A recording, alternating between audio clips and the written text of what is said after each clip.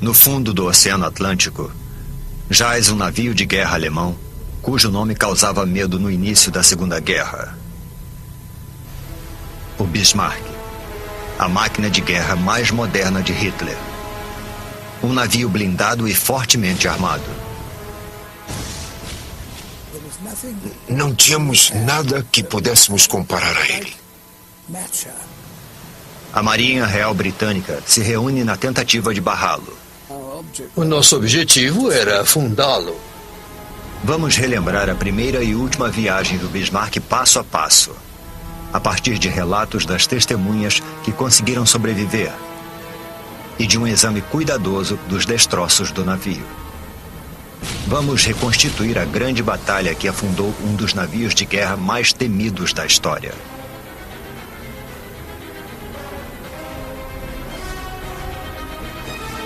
O encouraçado Bismarck, 60 anos depois. Versão brasileira, Bravo Studios. 19 de maio de 1941. Bismarck, o gigantesco encouraçado nazista, parte da Alemanha, acompanhado pelo cruzador Prinz Eugen. A missão secreta chamada de Operação Exercício do Reno é adentrar o Oceano Atlântico e afundar navios britânicos e aliados.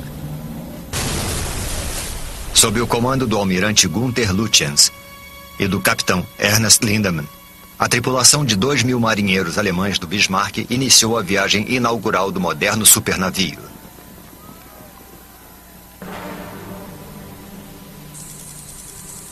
21 de maio de 1941.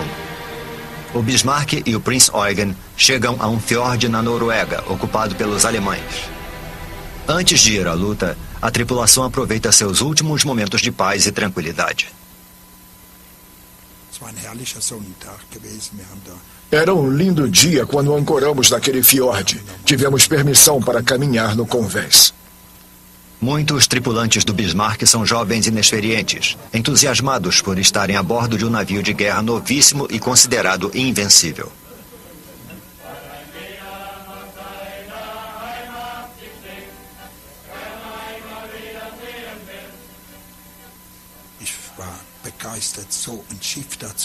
Eu estava empolgado. Todo mundo pensava que aquele navio nunca ia afundar.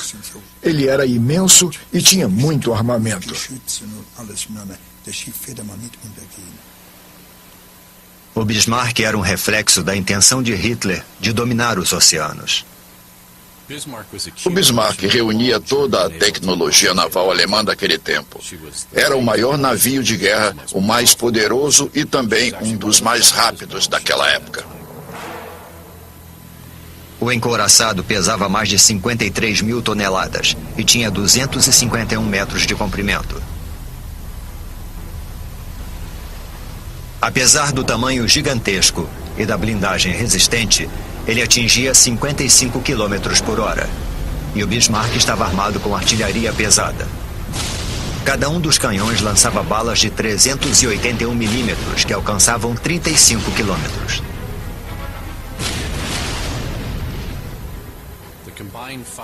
O poder de fogo total do Bismarck, com os 8 canhões calibre 380 disparando juntos, era capaz de lançar ao todo quase 7.000 quilos de aço no inimigo. Os alemães estavam certos de que o Bismarck conseguiria uma grande vantagem na guerra marítima.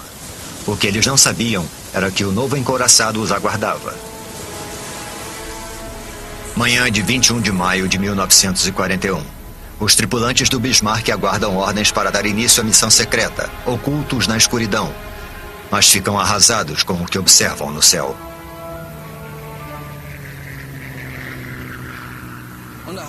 Eu pensei, o que esse avião está fazendo aqui? Era um Spitfire, sem dúvida.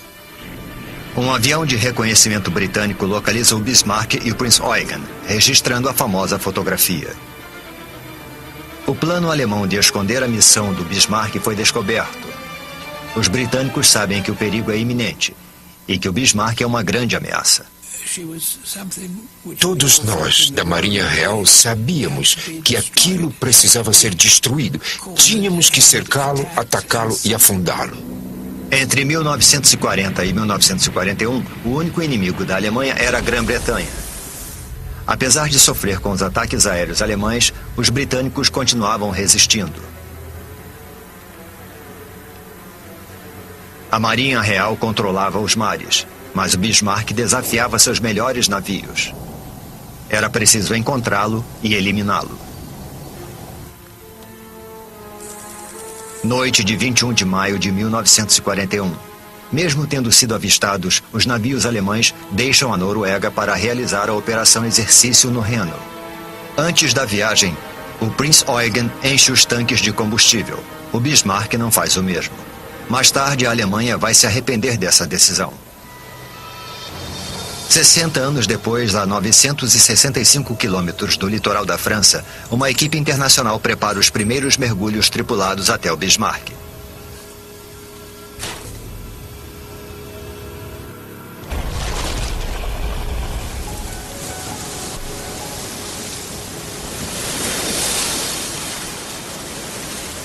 Participando da expedição, temos 2 veteranos de guerra alemães que relembram um dos momentos mais traumáticos de suas vidas.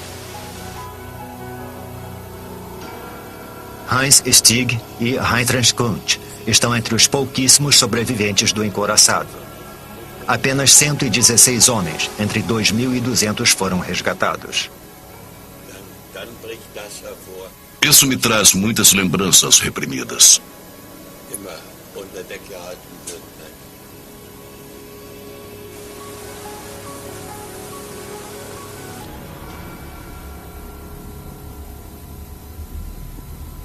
Os submarinos tocam o solo a quase 4.800 metros de profundidade.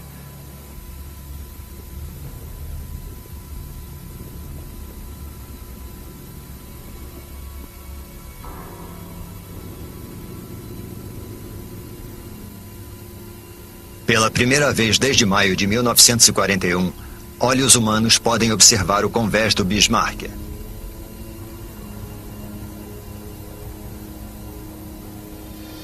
Os submarinos vão explorar os restos do naufrágio, de proa a popa, por até 12 horas, até que a escassez do oxigênio e da eletricidade obrigue a equipe a voltar.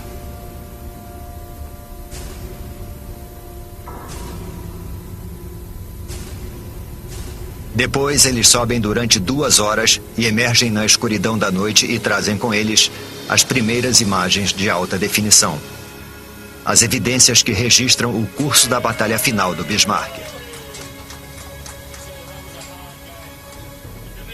Na manhã seguinte, no barco da expedição, os veteranos do Bismarck dão um mergulho virtual rumo ao passado. Prontos? Estamos. Heinz Stig e Heinz Kundt observam o que restou do Bismarck. Que filmagem maravilhosa. Olha isso aqui. As imagens os levam de volta ao momento de má sorte e decisões equivocadas que decidiram o destino do navio. A começar pela saída apressada da Noruega. Noite de 21 de maio de 1941. Além de não abastecerem antes da saída apressada do fiord, os alemães deixam de finalizar outros procedimentos. 2 motivos podem explicar a pressa para levar o Bismarck ao mar. O primeiro é que o almirantado esperava que as noites longas do Ártico ocultassem a saída para o Atlântico. No mês de maio, as noites são mais curtas e o tempo estava se esgotando. Cientes da tentativa alemã de chegar ao Atlântico, 2 cruzadores britânicos ficaram a postos no Estreito da Dinamarca, um dos possíveis corredores para o Atlântico. Em 23 de maio, eles avistaram os navios alemães. Quando o Bismarck encontrou os cruzadores Suffolk e Norfolk no Estreito da Dinamarca, ele disparou as armas de maior calibre nos 2 navios. Isso destruiu a antena principal do radar. Pela primeira vez na viagem inaugural, o poderoso navio de guerra ataca, mas fere a si próprio. Instalada às pressas, a antena dianteira do radar não suporta o impacto do armamento poderoso do navio. Agora, o funcionamento do radar foi gravemente prejudicado. Isso fez o Bismarck e o Prinz Eugen inverterem suas posições. Não detectado pelos britânicos, o Prinz Eugen, com todos os radares intactos, assume a liderança. Enquanto isso, navios britânicos se aproximam pelo sul. O novíssimo navio de guerra Prince of Wales e o navio capitânia quase mítico da Marinha Real, o Hood. O passado vitorioso do cruzador de 1918 lhe rendeu o apelido de Poderoso Hood. As pessoas achavam que o Hood nunca afundaria. Nenhum navio é indestrutível, mas as pessoas criaram essa fantasia. Com Suffolk e Norfolk em seu encalço, os navios alemães rumam para o Oceano Atlântico e para a primeira batalha. A bordo do Prince of Wales são feitos os preparativos. Nós conseguimos detectar a posição e o curso do Bismarck e pudemos calcular a hora exata da manhã em que o encontraríamos. É claro que é muito emocionante saber que você vai ter uma batalha terrível às 5h30. Se não me engano, o confronto ocorreu nessa hora. Às 5h35, o Prinz Eugen, seguido pelo Bismarck, avista os dois navios britânicos no horizonte.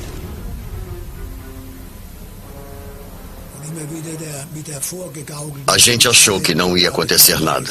O Bismarck era indestrutível e nós iríamos arrasá-los.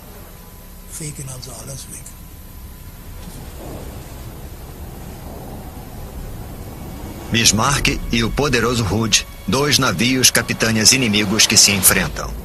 Um duelo de gigantes está prestes a começar e apenas um vai sobreviver.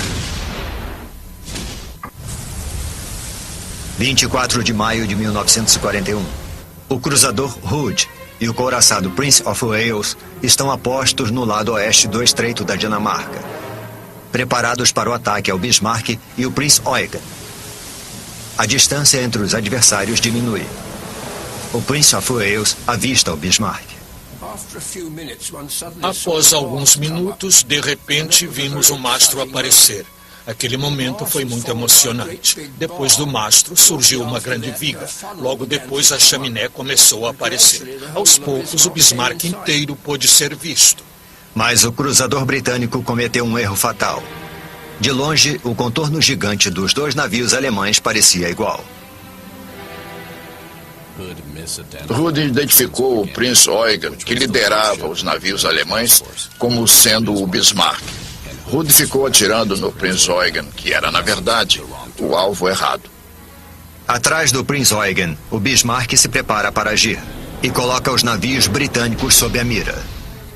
A primeira salva da artilharia é disparada contra o alvo certo. O Bismarck ajustou o alvo quase imediatamente.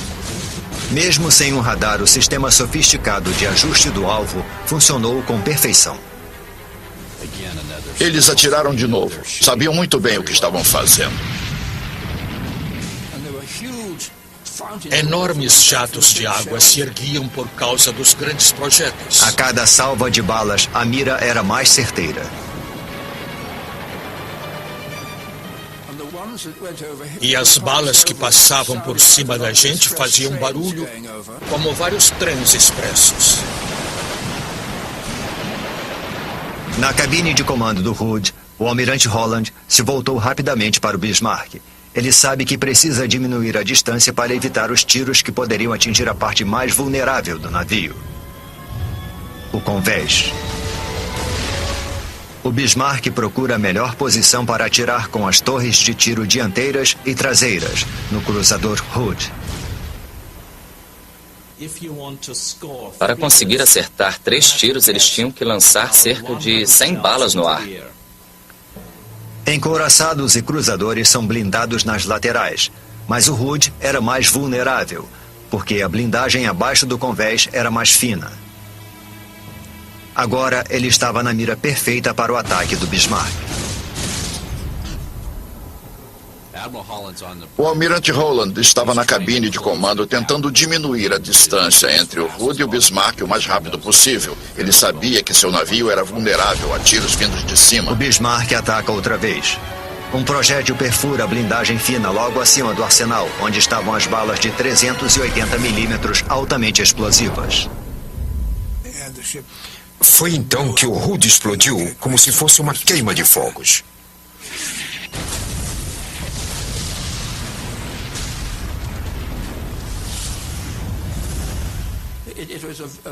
Aquilo foi um impacto muito grande. Pensando bem, deve ter sido o maior choque que recebi em toda a guerra.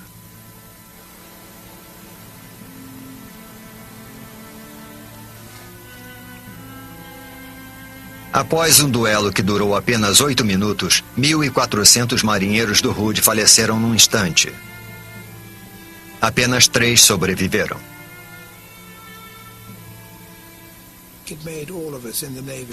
Aquilo fez todos nós da Marinha querermos ainda mais deixar o Bismarck finalmente encurralado e a qualquer preço. Foi uma grande vitória para a Alemanha. Mas durante a batalha, o Prince of Wales acertou um tiro que mudaria o destino do Bismarck. Um projétil de 35 centímetros de um canhão principal atravessou a proa do Bismarck, perfurando um tanque de combustível e permitindo a entrada da água. A bala atingiu o Bismarck perto do convés e abriu um orifício de saída enorme próximo à linha d'água do lado oposto. A tripulação do Bismarck percebeu o dano e suas graves consequências ameaçavam os alemães. Quase 1.000 toneladas de combustível foram inutilizadas. Assim, o Bismarck perdeu o combustível necessário para poder despistar os inimigos. O combustível seria necessário para a missão do encouraçado no Atlântico. Ele poderia ter sido abastecido na Noruega quando ainda estava em águas controladas pela Alemanha. Hoje vemos que aquela decisão foi fatal. Com a velocidade reduzida, ele ainda podia atirar, mas não podia fugir. O prejuízo foi grave. O Bismarck perdeu combustível e não podia se mover na velocidade máxima. O almirante Lütjens se dirigiu ao porto mais próximo da França, ocupado pela Alemanha, para consertar o navio. O Prinz Eugen, sob novas ordens, prosseguiu sozinho. Apenas após 6 dias foi cancelada a Operação Exercício Reno, a primeira missão do Bismarck, que consistiria em atacar navios aliados. O encouraçado, o grande trunfo de Hitler, tinha experimentado a primeira batalha, a primeira vitória e a dor das primeiras feridas. O mito de sua invencibilidade estava acabando. Na Marinha Real Britânica só havia um grito de guerra: afundem o Bismarck. O encouraçado alemão se dirigia à França com navios britânicos em seu encalço. A perda de combustível era uma grande preocupação. O Bismarck precisava manter a velocidade reduzida para poder chegar até o porto. Os cruzadores britânicos seguiram de perto, mantendo contato por radar. Um deles se movimentava em zigue-zague para confundir possíveis submarinos alemães. O capitão Lindemann ordenou que o Bismarck vá para este bordo, ao mesmo tempo em que o navio britânico se voltava para o porto. Quando ele retornou, o Bismarck havia se posicionado fora do alcance do radar inimigo, desaparecendo das telas. O Bismarck tinha escapado. Eles não sabiam onde ele estava. Mas o almirante Lütjens não sabia que o inimigo desconhecia sua localização, porque ainda captava sinais pelo radar. O almirante transmitiu para Berlim um relatório detalhado da situação. Ele deve ter pensado: como o inimigo já sabe onde eu estou, posso enviar essa mensagem sem problema nenhum. E aquele foi um erro trágico. Esse erro teve uma péssima influência na caçada ao Bismarck. Durante esse período, os inimigos conseguiram captar o sinal do rádio alemão e assim puderam triangular a direção do sinal e descobrir a localização aproximada do encouraçado Bismarck. Mas onde exatamente, na vastidão do oceano, estaria o Bismarck? A Grã-Bretanha enviou hidroaviões Catalina para localizá-lo. Um dos aviões voou durante horas, mas as nuvens bloqueavam a visão. Então, de repente, de forma inacreditável, numa pequena área de céu limpo, algo foi visto na água.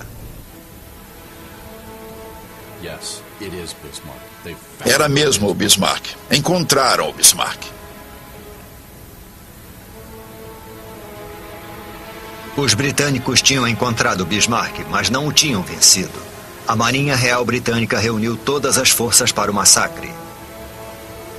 Mas o encouraçado estava quase em águas seguras, próximo à proteção da Força Aérea Alemã.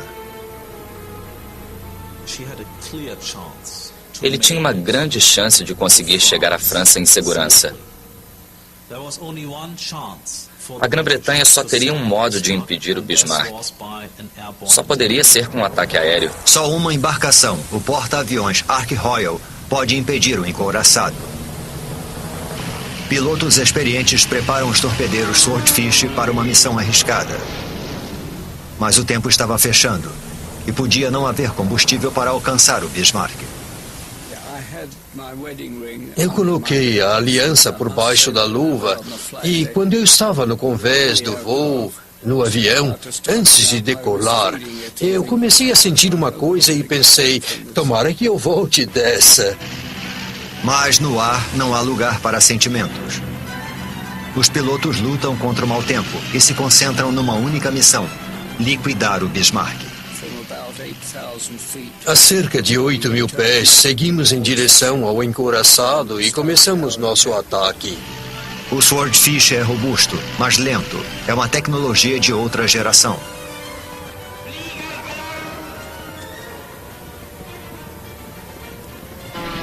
Parecia Davi enfrentando Golias. Eles vieram na nossa direção, prontos para desafiar a morte. Então nós disparamos com todas as nossas armas.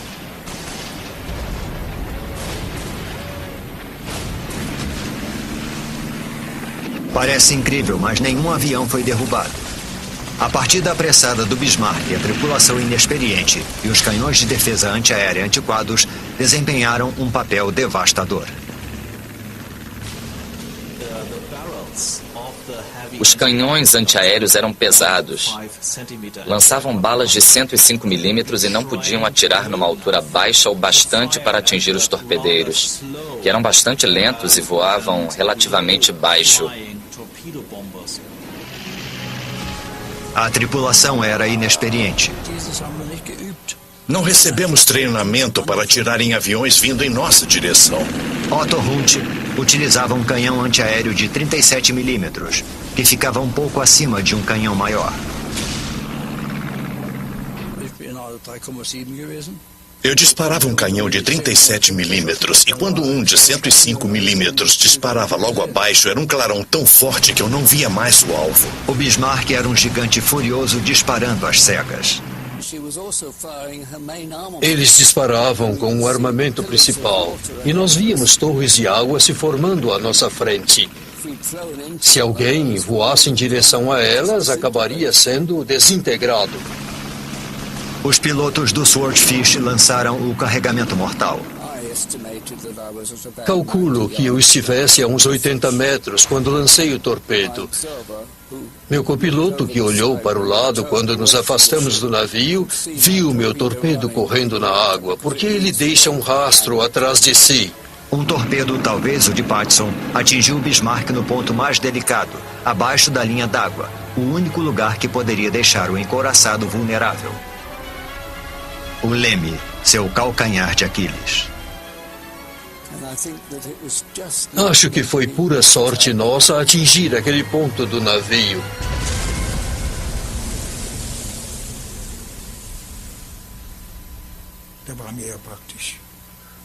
Foi então que eles pegaram a gente. O sonho nazista de dominar o Atlântico foi por água abaixo.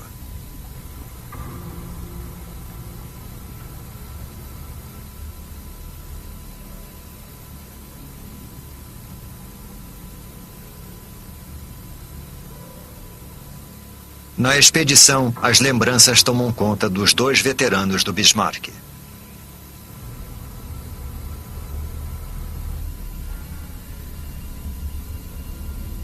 Por meio das imagens submarinas, eles percorrem o convés, revivendo o momento em que souberam que o encouraçado estava com problemas. O gigante estava avariado. Para o Bismarck, a busca por um porto seguro tinha acabado. Um dos lemes estava emperrado. O vento forte impedia que o navio manobrasse e o levou na direção norte-noroeste. Não havia mais esperanças. O Bismarck ficou à deriva, esperando um ataque que aconteceria em breve. Lutyens avisou a Berlim pelo rádio e Hitler respondeu. Recebemos uma mensagem de Hitler. A nação alemã está do lado de vocês. E Lutyens respondeu: vamos lutar até a última bala. É o fim dos homens da Kriegsmarine, a marinha de guerra nazista.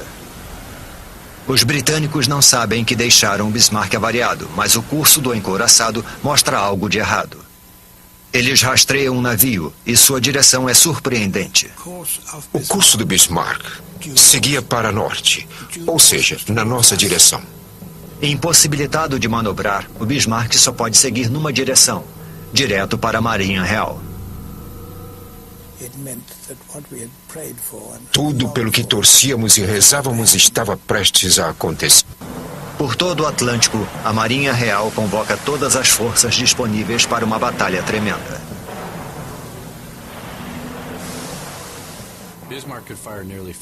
O poder de fogo do Bismarck era quase 7 toneladas de aço.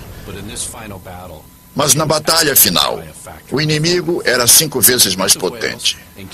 O Prince of Wales e o King George V podiam disparar salvas de mais de 8,5 toneladas cada um.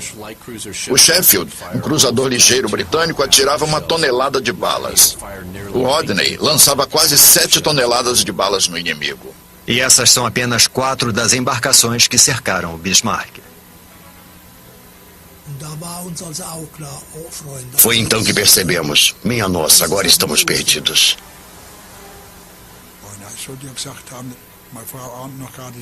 Alguém comentou: minha mulher nem sabe que logo vai ficar viúva. À noite, os contratorpedeiros britânicos atacam o Bismarck, que contra-ataca. Não há perdas em nenhum dos lados. A tripulação do encouraçado está exausta e o desânimo toma conta. Eles aguardam o fim.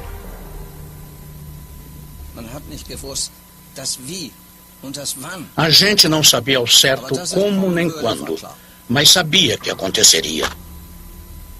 O inimigo decidiu. O fim chegaria no dia seguinte.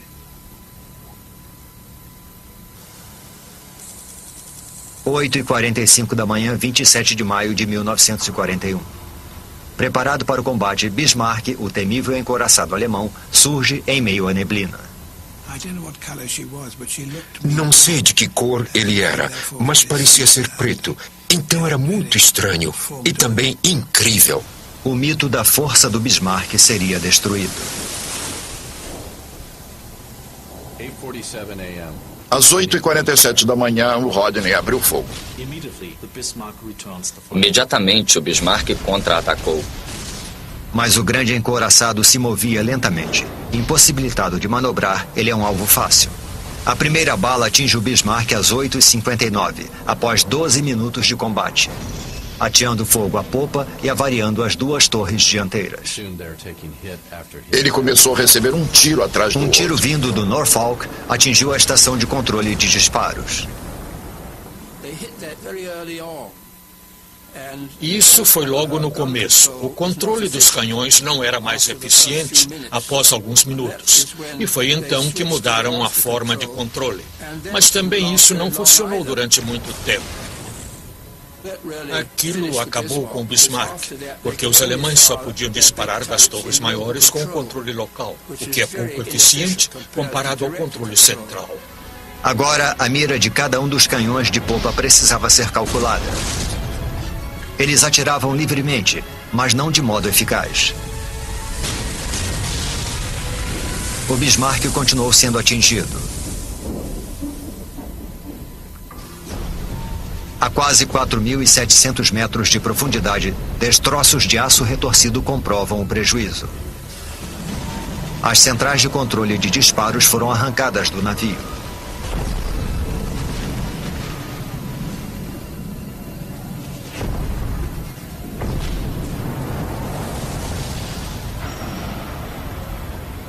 Tiros explodiram os hangares e a catapulta dos hidroaviões Arado 196. A catapulta nunca lançou nenhum deles. Os hangares permanecem no lugar, mas os hidroaviões foram incinerados no inferno que consumiu o Bismarck.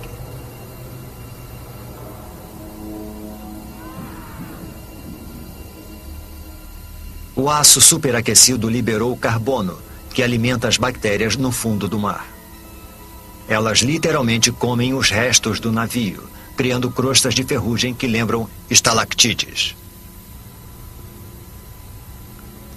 Apenas uma das torres de tiro da proa, chamada Anton, conseguia atirar. Os inimigos fizeram mais um estrago decisivo. A torre de tiro A estava fora de funcionamento. De repente, foi o mesmo com a torre B. Foi uma explosão gigantesca. A parte de trás da torre B foi arrancada. Quando outro tiro atinge a Anton, os destroços danificam a torre de tiro Bruno e matam quase todos na parte aberta da ponte.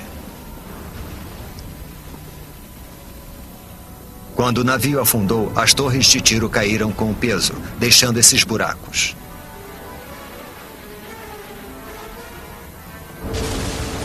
Às 9 horas e 12 minutos após 25 minutos de conflito, os tiros destruíram a central de controle, matando seus ocupantes. Acredita-se que o capitão Lindemann e o almirante Lutyens tenham morrido aqui.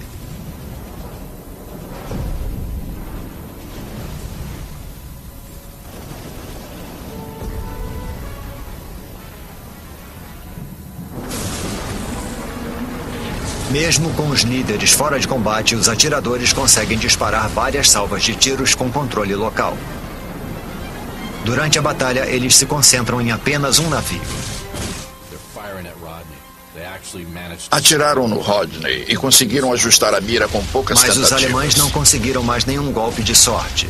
O Rodney continuou o contra-ataque.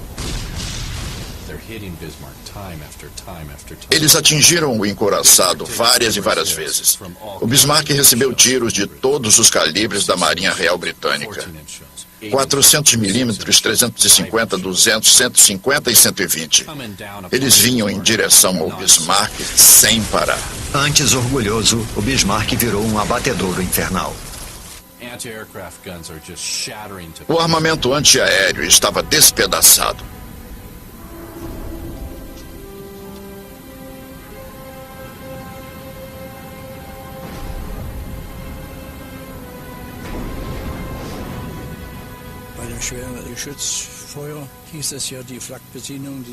Recebemos ordens para procurar abrigo na superestrutura, mas eu achei que não seria seguro. Me escondi atrás da Torre Dora, onde antes iam parar os cartuchos vazios. Foi assim que percebi que Dora não estava funcionando.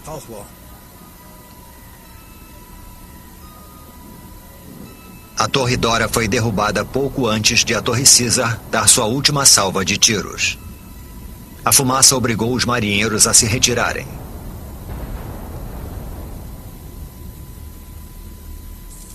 Nove horas e 31 minutos de 27 de maio de 1941. Em menos de 45 minutos, todo o armamento principal do Bismarck foi silenciado. Mas os britânicos continuam a atirar, com o objetivo de afundar o Bismarck.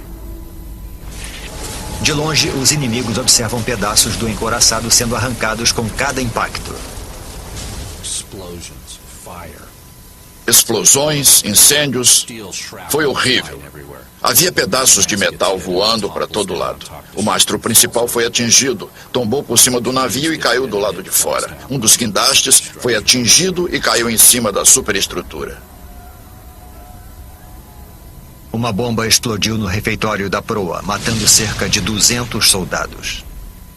O massacre da tripulação dentro da superestrutura foi algo completamente inédito. Os marinheiros foram feitos em pedaços, como num grande moedor de carne. Mais ao fundo do navio, vários engenheiros, eletricistas e operadores de rádio, como Karl Kuhn, permaneciam em seus postos. Eu tinha 18 anos quando descobri o que era a guerra. Abaixo do convés blindado, eles só imaginavam o sangue e o fogo.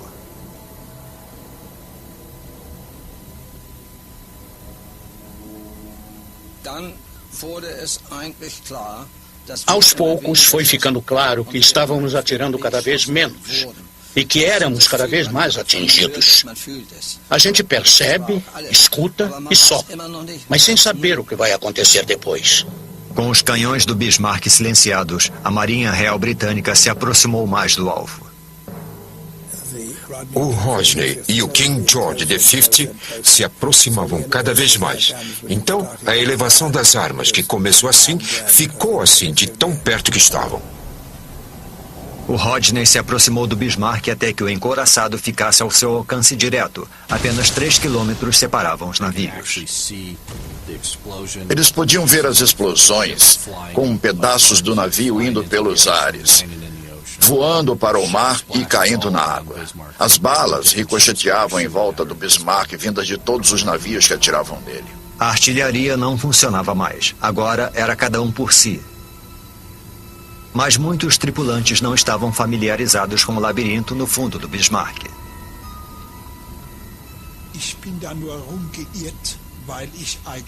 Eu entrei em pânico e comecei a correr de um lado para outro, porque não conhecia todos os andares, escadas e setores. Eles apenas seguiam seu instinto, subir. Você anda de modo mecânico, com muito medo. Se você achasse qualquer buraco, tentaria subir por ele. Então eu finalmente pude ver uma luz. Ao chegar ao andar superior, eles ficaram chocados. Era um caos de aço. Estava tudo despedaçado. Nada tinha ficado intacto. Era horrível. Tudo tinha sido arrancado. Havia pilhas de corpos. Era uma visão inconcebível. E os disparos britânicos continuavam. A única coisa que você podia fazer era se esconder atrás de torres de tiro dos canhões de 380 milímetros enquanto o inimigo disparava e tentar salvar a sua vida. Era um inferno que não dá para descrever.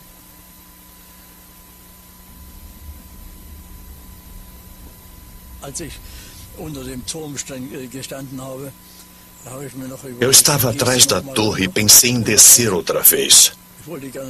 Eu queria pegar a foto da minha noiva, mas acabei desistindo.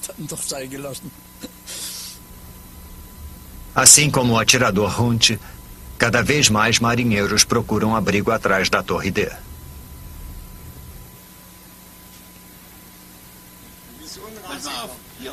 É aqui. Foi daqui que eu saí. Depois eu corri por este lado. Até aqui. Então eu pulei.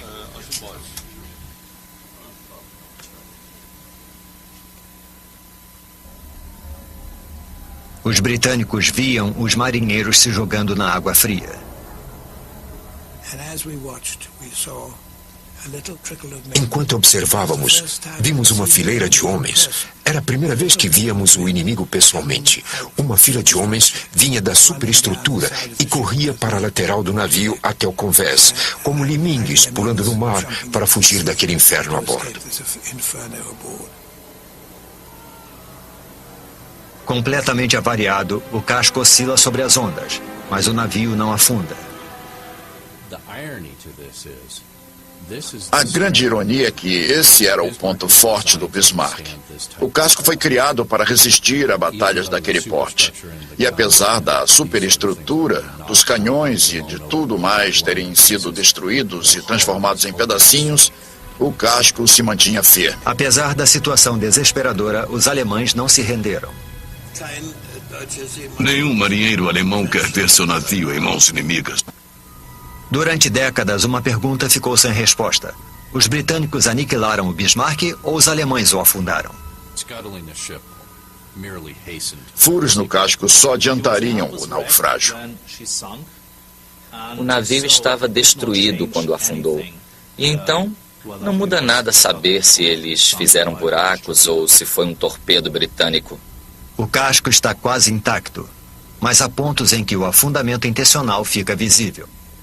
Aqui vemos o metal retorcido de uma entrada de água aberta abaixo da linha d'água.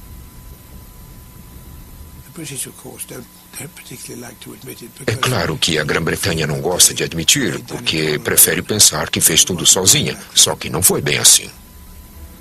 Se não ouvissem a ordem de abandonar o navio, muitos tripulantes que estavam no fundo da embarcação jamais teriam deixado os seus postos.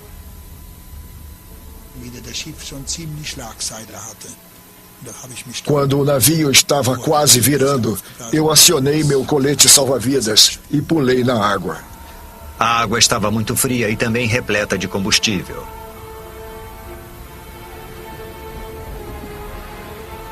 Corpos e pedaços do navio poluem a superfície. Então, o Bismarck vira.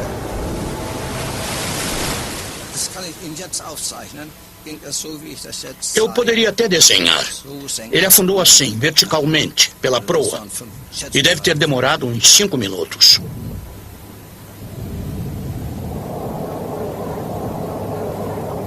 O Bismarck finalmente se foi. Mas para centenas de marinheiros na água gelada teve início a luta pela sobrevivência à deriva numa tempestade do Atlântico Norte.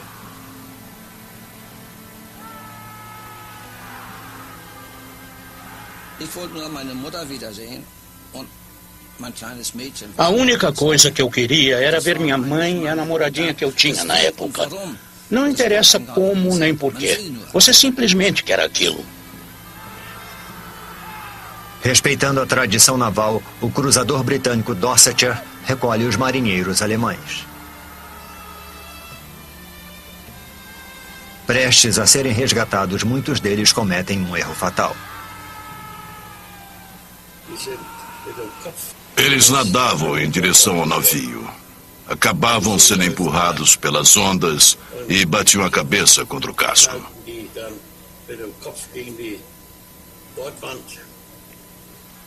O Mar Bravo arremessava os marinheiros para o casco do navio de cabeça, deixando-os inconscientes e fazendo com que se afogassem. Para outros, um momento de sorte ou de brutalidade decidia a vida e a morte. Os marinheiros ingleses jogavam cordas para poderem nos resgatar. Então, quando você estava na metade da subida, um colega se pendurava no seu pé, porque também queria ser resgatado. Aí você caía outra vez. Os sobreviventes ficaram extremamente gratos a vida toda.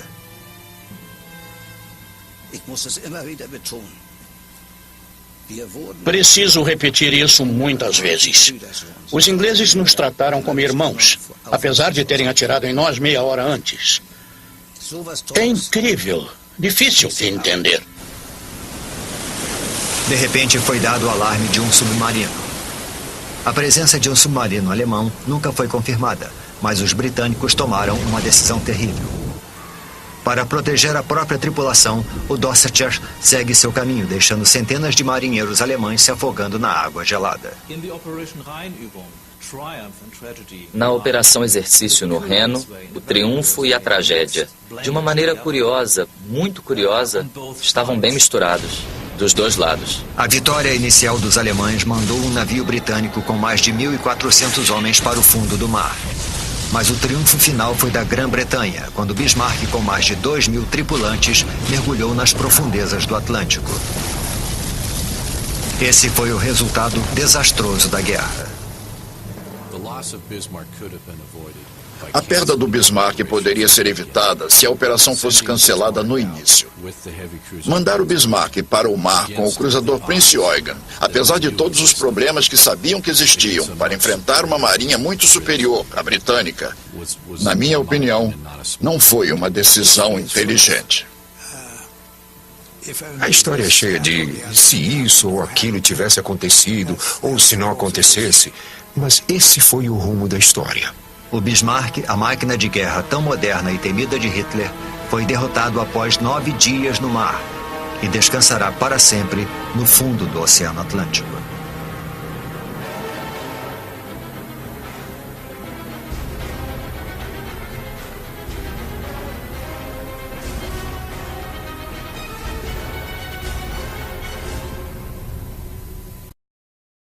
poderia ter sido abastecido na Noruega quando ainda estava em águas controladas pela Alemanha. Hoje vemos que aquela decisão foi fatal. Com a velocidade reduzida, ele ainda podia atirar, mas não podia fugir. O prejuízo foi grave. O Bismarck perdeu combustível e não podia se mover na velocidade máxima. O almirante Lütjens se dirigiu ao porto mais próximo da França, ocupado pela Alemanha, para consertar o navio. O Prinz Eugen, sob novas ordens, prosseguiu sozinho. Apenas após 6 dias foi cancelada a Operação Exercício Reno, a primeira missão do Bismarck, que consistiria em atacar navios aliados. O encouraçado, o grande trunfo de Hitler, tinha experimentado a primeira batalha, a primeira vitória e a dor das primeiras feridas. O mito de sua invencibilidade estava acabando. Na Marinha Real Britânica só havia um grito de guerra: afundem o Bismarck. O encouraçado alemão se dirigia à França com navios britânicos em seu encalço.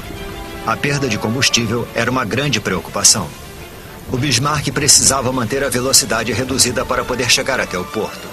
Os cruzadores britânicos seguiram de perto, mantendo contato por radar.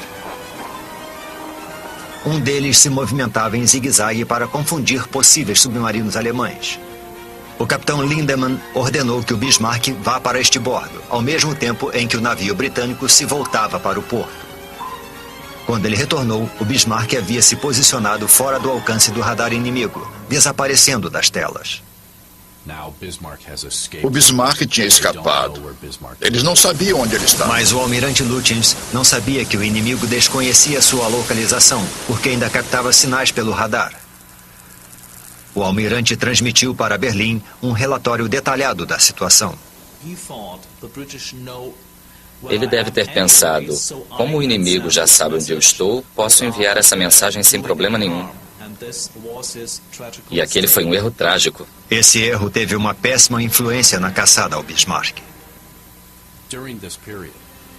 Durante esse período, os inimigos conseguiram captar o sinal do rádio alemão e assim puderam triangular a direção do sinal e descobrir a localização aproximada do encouraçado Bismarck. Mas onde exatamente, na vastidão do oceano, estaria o Bismarck? A Grã-Bretanha enviou hidroaviões Catalina para localizá-lo. Um dos aviões voou durante horas, mas as nuvens bloqueavam a visão.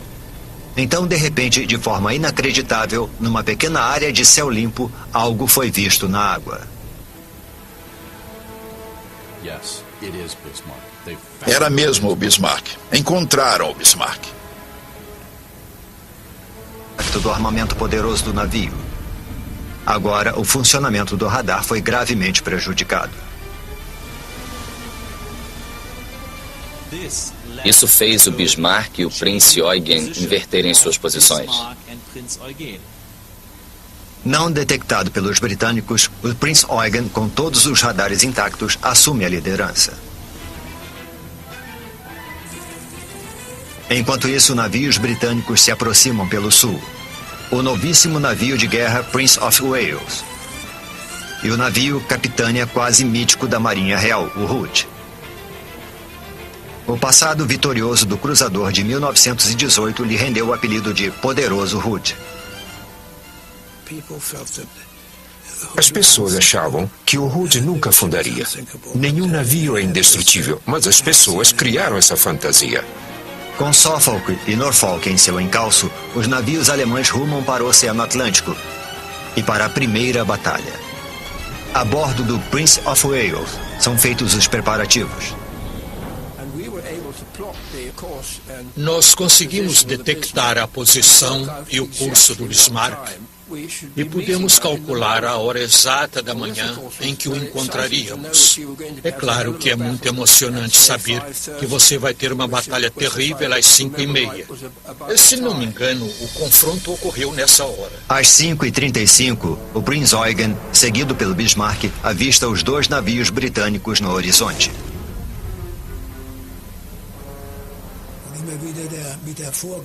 A gente achou que não ia acontecer nada. O Bismarck era indestrutível e nós iríamos arrasá-los.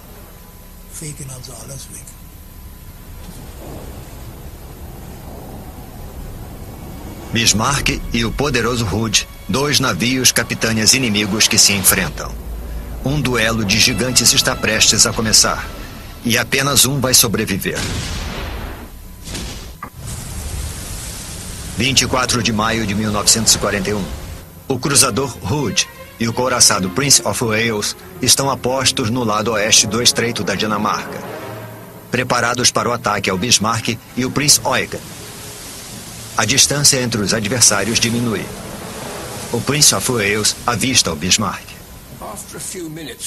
Após alguns minutos, de repente, vimos o mastro aparecer. Aquele momento foi muito emocionante. Depois do mastro, surgiu uma grande viga. Logo depois, a chaminé começou a aparecer. Aos poucos, o Bismarck inteiro pôde ser visto. Mas o cruzador britânico cometeu um erro fatal. De longe, o contorno gigante dos dois navios alemães parecia igual.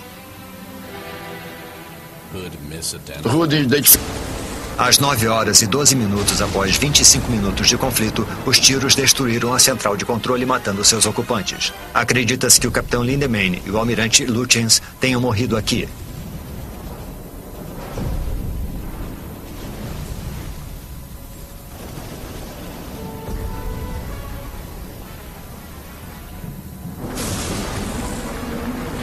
Mesmo com os líderes fora de combate, os atiradores conseguem disparar várias salvas de tiros com controle local. Durante a batalha, eles se concentram em apenas um navio. Atiraram no Rodney e conseguiram ajustar a mira com poucas tentativas. Mas os alemães não conseguiram mais nenhum golpe de sorte. O Rodney continuou o contra-ataque. Eles atingiram o encouraçado várias e várias vezes. O Bismarck recebeu tiros de todos os calibres da Marinha Real Britânica. 400 milímetros, 350, 200, 150 e 120. Eles vinham em direção ao Bismarck sem parar. Antes orgulhoso, o Bismarck virou um abatedouro infernal. O armamento antiaéreo estava despedaçado.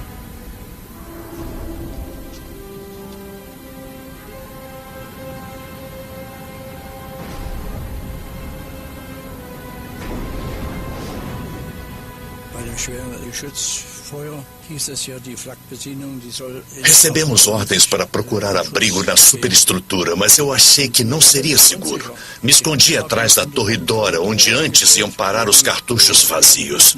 Foi assim que percebi que Dora não estava funcionando.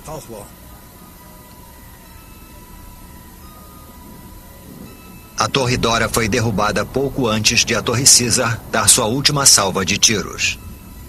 A fumaça obrigou os marinheiros a se retirarem.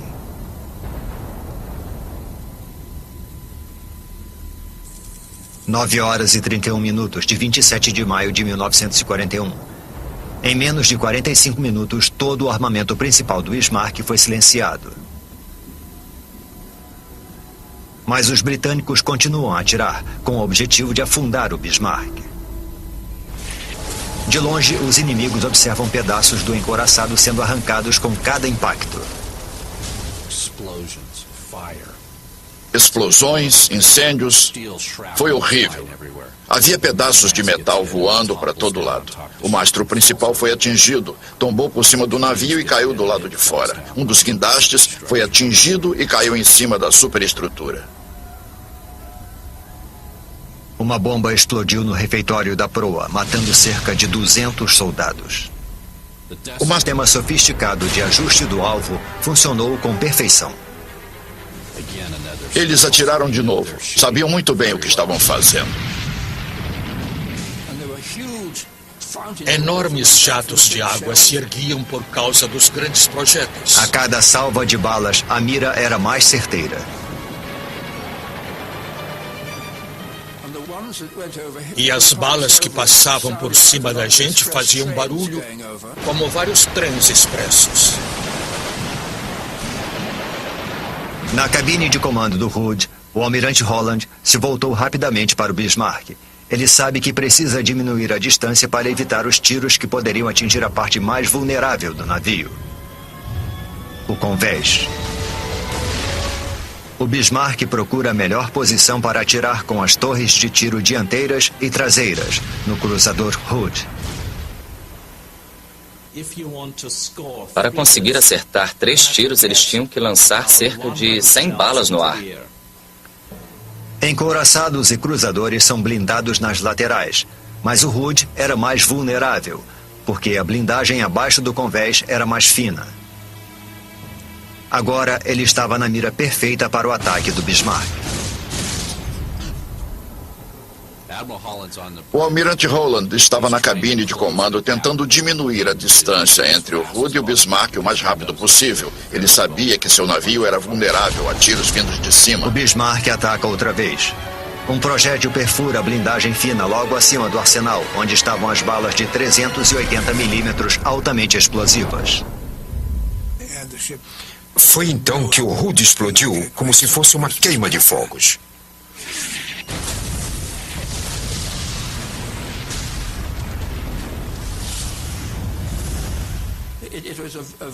Aquilo foi um impacto muito grande. Pensando bem, deve ter sido o maior choque que recebi em toda a guerra.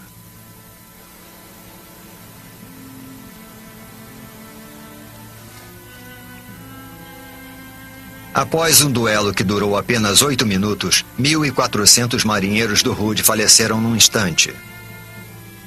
Apenas 3 sobreviveram.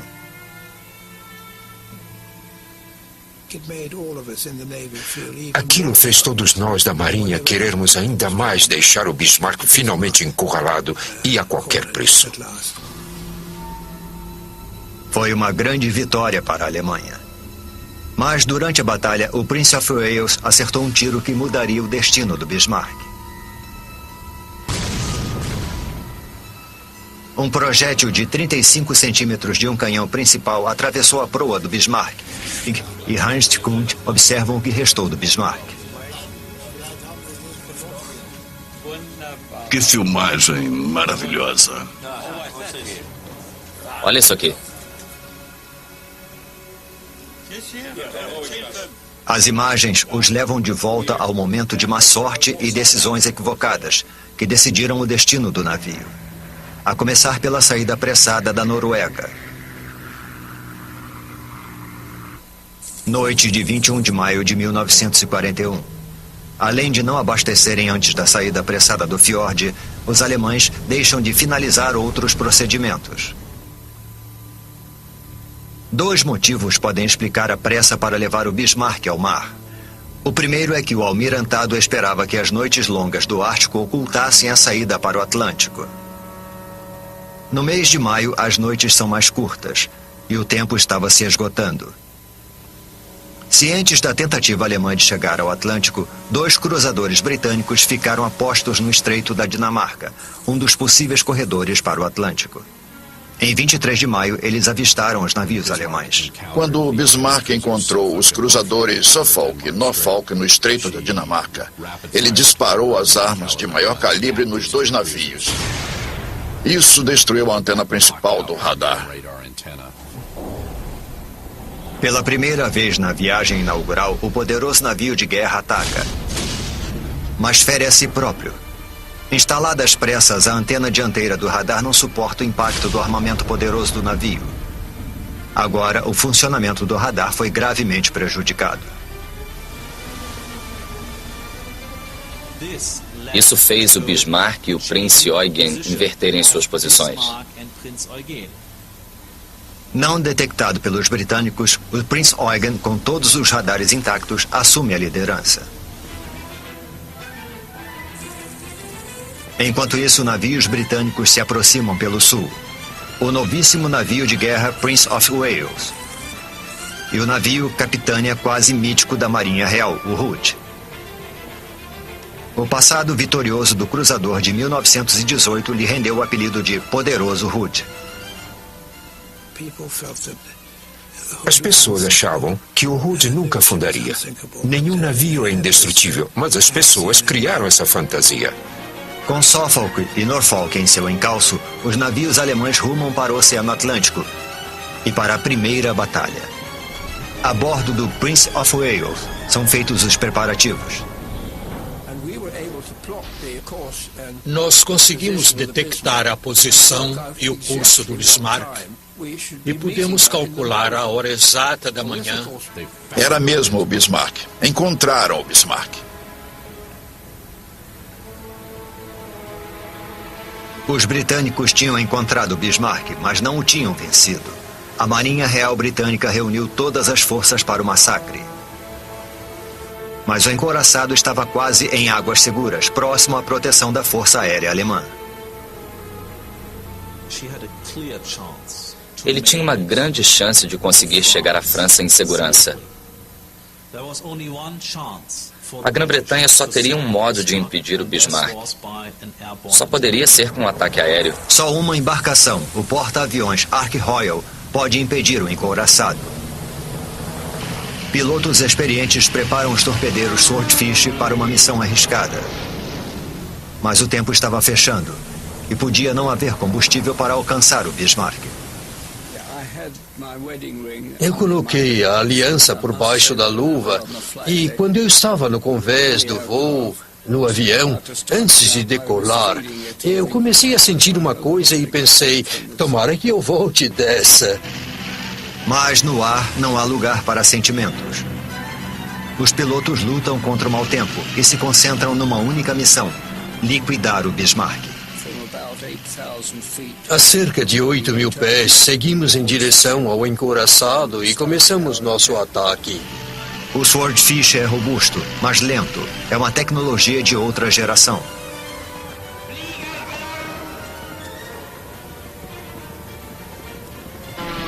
Parecia Davi enfrentando Golias. Eles vieram na nossa direção, prontos para desafiar a morte. Então nós disparamos com todas as nossas armas.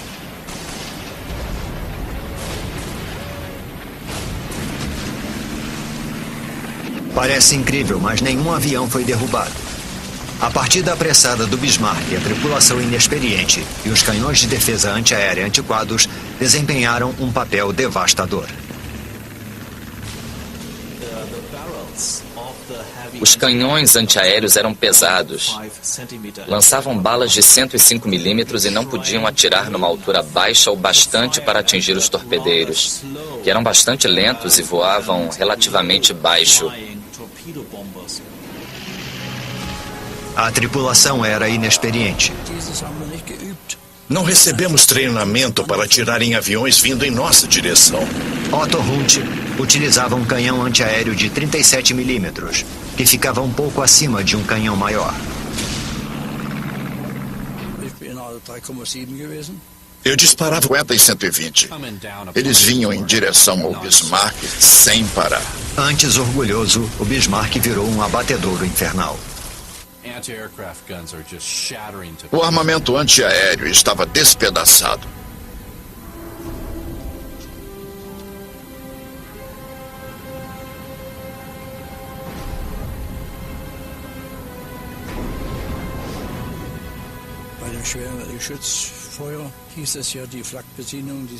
Recebemos ordens para procurar abrigo na superestrutura, mas eu achei que não seria seguro. Me escondi atrás da Torre Dora, onde antes iam parar os cartuchos vazios. Foi assim que percebi que Dora não estava funcionando.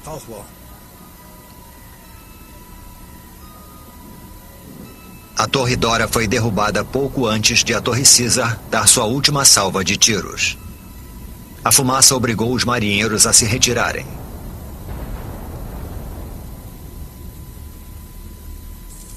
Nove horas e 31 minutos de 27 de maio de 1941. Em menos de 45 minutos, todo o armamento principal do Bismarck foi silenciado. Mas os britânicos continuam a atirar, com o objetivo de afundar o Bismarck. De longe, os inimigos observam pedaços do encouraçado sendo arrancados com cada impacto. Explosões, incêndios. Foi horrível. Havia pedaços de metal voando para todo lado. O mastro principal foi atingido, tombou por cima do navio e caiu do lado de fora. Um dos guindastes foi atingido e caiu em cima da superestrutura. Uma bomba explodiu no refeitório da proa, matando cerca de 200 soldados. O massacre da tripulação dentro da superestrutura foi algo completamente inédito. Os marinheiros foram feitos em pedaços como num grande moedor de carne. Mais ao fundo do navio, vários engenheiros, eletricistas e operadores de rádio, como Carl Kuhn, permaneciam em seus postos. Eu tinha 18 anos quando descobri o que era a guerra. Abaixo do convés blindado, eles só imaginavam o sangue e o fogo.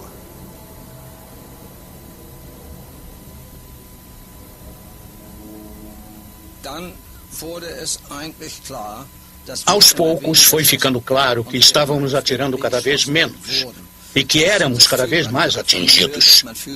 A gente percebe, escuta e só, mas sem saber o que vai acontecer depois. Com os canhões do Bismarck silenciados, a Marinha Real Britânica se aproximou mais do alvo. O Roger. Definição. As evidências que registram o curso da batalha final do Bismarck. Na manhã seguinte, no barco da expedição, os veteranos do Bismarck dão um mergulho virtual rumo ao passado. Prontos? Estamos. Heinz Stieg e Heinz Kuhn observam o que restou do Bismarck. Que filmagem maravilhosa. Olha isso aqui. As imagens os levam de volta ao momento de má sorte e decisões equivocadas que decidiram o destino do navio. A começar pela saída apressada da Noruega. Noite de 21 de maio de 1941. Além de não abastecerem antes da saída apressada do fiord, os alemães deixam de finalizar outros procedimentos. 2 motivos podem explicar a pressa para levar o Bismarck ao mar. O primeiro é que o almirantado esperava que as noites longas do Ártico ocultassem a saída para o Atlântico. No mês de maio, as noites são mais curtas e o tempo estava se esgotando. Cientes da tentativa alemã de chegar ao Atlântico, 2 cruzadores britânicos ficaram a postos no Estreito da Dinamarca, um dos possíveis corredores para o Atlântico. Em 23 de maio, eles avistaram os navios alemães. Quando o Bismarck encontrou os cruzadores Suffolk e Norfolk no Estreito da Dinamarca, ele disparou as armas de maior calibre nos 2 navios. Isso destruiu a antena principal do radar. Pela primeira vez na viagem inaugural, o poderoso navio de guerra ataca. Mas fere a si próprio. Instalada às pressas, a antena dianteira do radar não suporta o impacto do armamento poderoso do navio. Agora, o funcionamento do radar foi gravemente prejudicado. Isso fez o Bismarck e o Prinz Eugen inverterem suas posições. Não detectado pelos britânicos, o Prinz Eugen, com todos os radares intactos, assume a liderança. Enquanto isso, navios britânicos se aproximam pelo sul. O novíssimo navio de guerra Prince of Wales. E o navio capitânia quase mítico da Marinha Real, o Hood. O passado vitorioso do cruzador de 1918 lhe rendeu o apelido de Poderoso Hood. As pessoas achavam que o Hood nunca afundaria. Nenhum navio é indestrutível, mas as pessoas criaram essa fantasia. Com Suffolk e Norfolk em seu encalço, o casco foi criado para resistir a batalhas daquele porte. E apesar da superestrutura, dos canhões e de tudo mais terem sido destruídos e transformados em pedacinhos, o casco se mantinha firme. Apesar da situação desesperadora, os alemães não se renderam. Nenhum marinheiro alemão quer ver seu navio em mãos inimigas. Durante décadas, uma pergunta ficou sem resposta. Os britânicos aniquilaram o Bismarck ou os alemães o afundaram? Furos no casco só adiantariam o naufrágio. O navio estava destruído quando afundou. E então, não muda nada saber se eles fizeram buracos ou se foi um torpedo britânico. O casco está quase intacto, mas há pontos em que o afundamento intencional fica visível. Aqui vemos o metal retorcido de uma entrada de água aberta abaixo da linha d'água.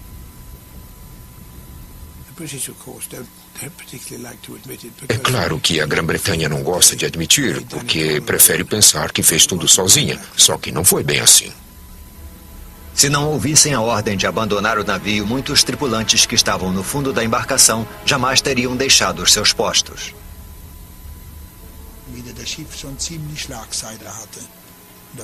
Quando o navio estava quase virando, eu acionei meu colete salva-vidas e pulei na água. A água estava muito fria e também repleta de combustível.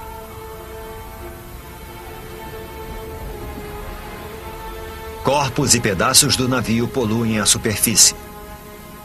Então, o Bismarck vira.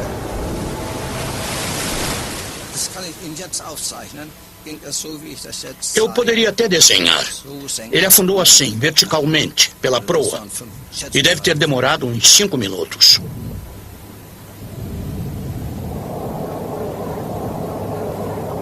O Bismarck finalmente se foi. Mas para centenas de marinheiros na água gelada teve início a luta pela sobrevivência à deriva numa tempestade do Atlântico Norte.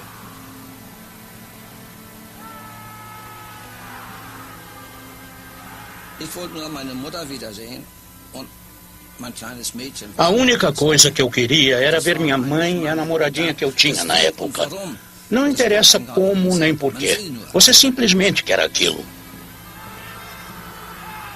Respeitando a tradição naval, o cruzador britânico Dorsetshire recolhe os marinheiros alemães. Prestes a serem resgatados, muitos deles cometem um erro fatal. Eles nadavam em direção ao navio. Acabavam sendo empurrados pelas ondas. Inverterem suas posições.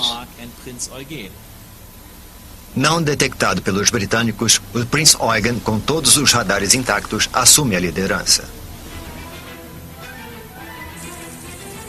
Enquanto isso, navios britânicos se aproximam pelo sul.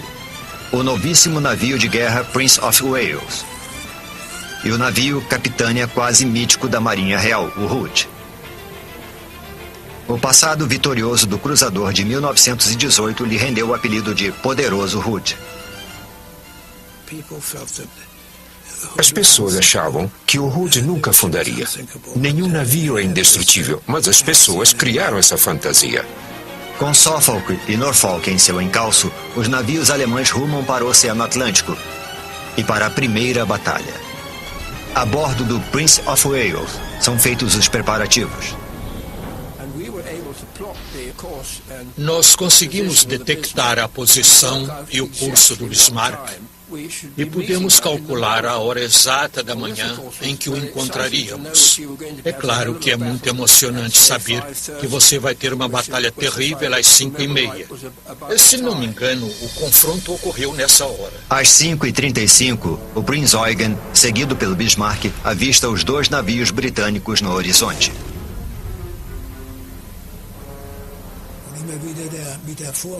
A gente achou que não ia acontecer nada. O Bismarck era indestrutível e nós iríamos arrasá-los.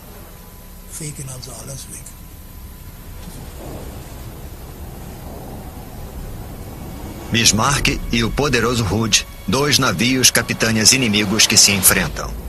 Um duelo de gigantes está prestes a começar e apenas um vai sobreviver.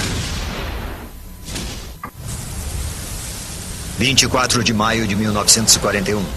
O cruzador Hood e o couraçado Prince of Wales estão apostos no lado oeste do Estreito da Dinamarca, preparados para o ataque ao Bismarck e o Prince Eugen.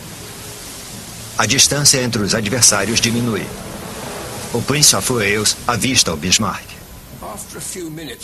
Após alguns minutos, de repente, vimos o mastro aparecer.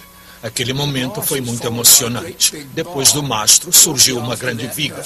Logo depois a chaminé começou a aparecer. Aos poucos o Bismarck inteiro pôde ser visto. Mas o cruzador britânico cometeu um erro fatal. De longe, o contorno gigante dos dois navios alemães parecia igual. Hood identificou o Prince Eugen, que liderava os navios alemães, como sendo o Bismarck. Rudd ficou atirando no Prinz Eugen, que era, na verdade, o alvo errado. Atrás do Prinz Eugen, o